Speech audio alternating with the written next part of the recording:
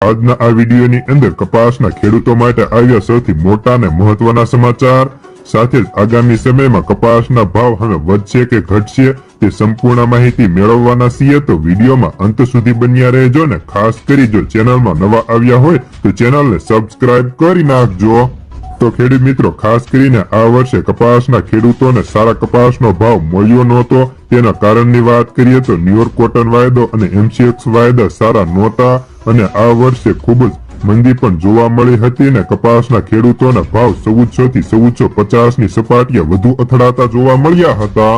ખાસ તો રૂ બજારની વાત કરીએ તો રૂ ખાંડીના ભાવ 356 કિલોએ અત્યારે વધીને 61,000 ના થઈ ગયા હતા અને ગાંસડીની વાત કરીએ તો 170 કિલોની ગાંસડીના ભાવ 35,000 થી લઈને 37,000 ના જોવા મળતા હતા, જેથી અત્યારે ગામડે બેઠા પણ ખેડૂતોના ભાવ 1500 થી 1550 કે 1600 રૂપિયા સુધીના બોલાવવા લાગ્યા હતા।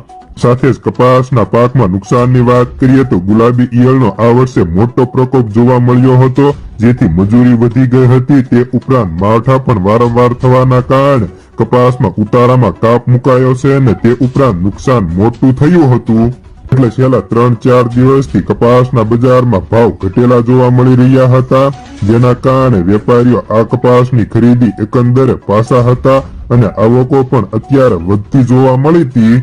ખાસ કરીને સૌરાષ્ટ્રના બ્રોકરો જણાવી રહ્યા હતા કે લેવાલી ખૂબ જ ઓછી થઈ રહી હતી, એટલે કપાસના ભાવ સ્થિર જોવા મળી રહ્યા છે અને મહારાષ્ટ્રમાં અત્યારે ખેડૂતોને ગામડે બેઠા પણ કપાસના ભાવ 1500 રૂપિયા સુધીના મળી રહેશે, એટલે મહારાષ્ટ્રની આવકો અત્યારે ગુજરાતમાં ના પૂરતી જોવા મળી રહી હતી અને હવે કપાસિયા ખોળ ખપતા નથી, એટલે તેમને હવે કપાસ બોજો લાગી રહ્યો છે। તે ઉપરાંત ગયા શનિવારે કપાસની આવકો ઘટીને 70,000 મણની થઈ ચૂકી હતી।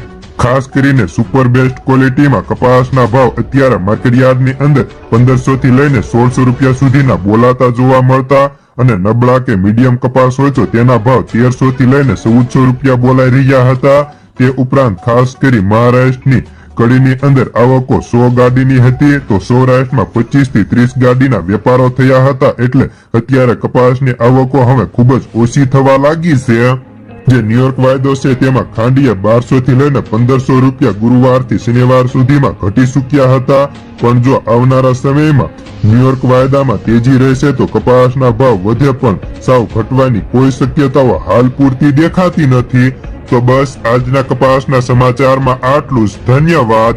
ફરી મળીશું એક નવા વિડીયોની સાથે। આભાર। જય જવાન જય કિસાન।